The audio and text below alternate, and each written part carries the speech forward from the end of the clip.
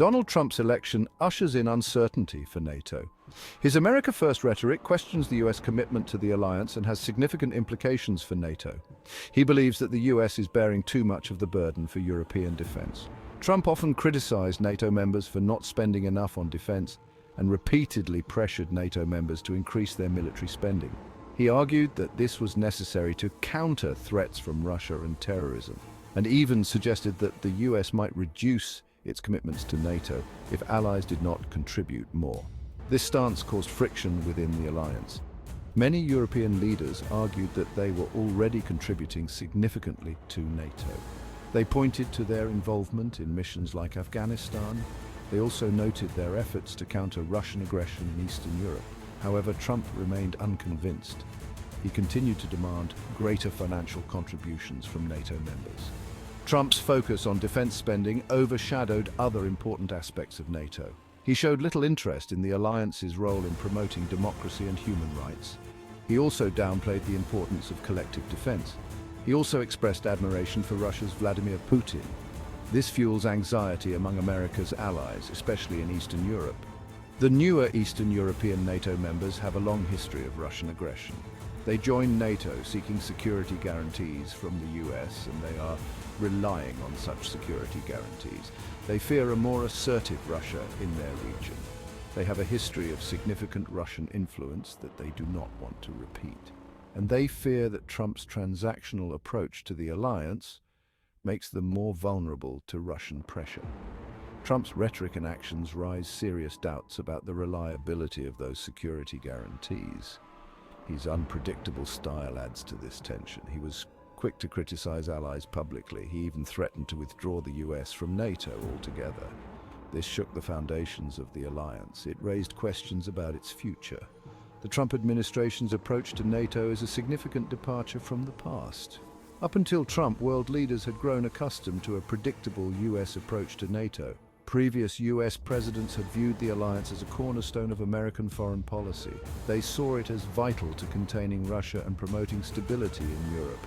Trump, however, sees NATO more as a transactional relationship. He believes that the US should only be involved if it is getting a fair deal.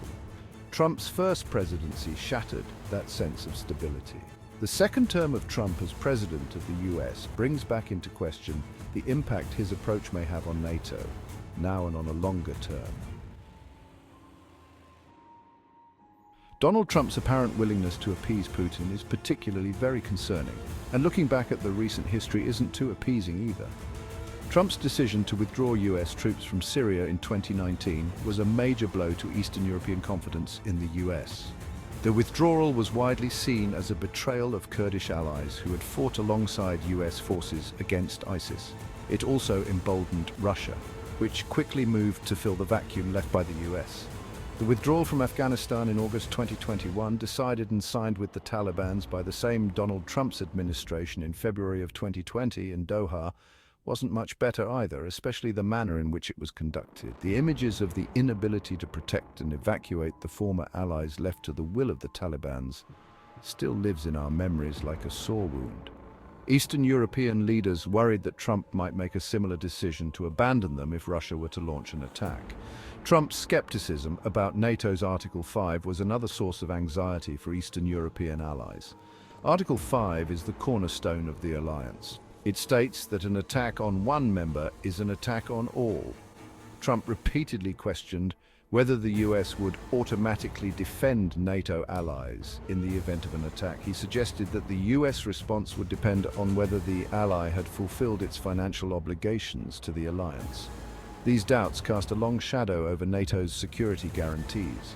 Eastern European members began to question whether they could truly rely on the US to come to their defense if Russia were to attack. This uncertainty led some countries, like Poland, to bolster their own defenses and to seek closer ties with other European partners. On the other hand, the US president can't afford to just turn his back to the NATO allies and still hope to be seen as a force to be reckoned with by other foreign powers like Russia, China, or Iran.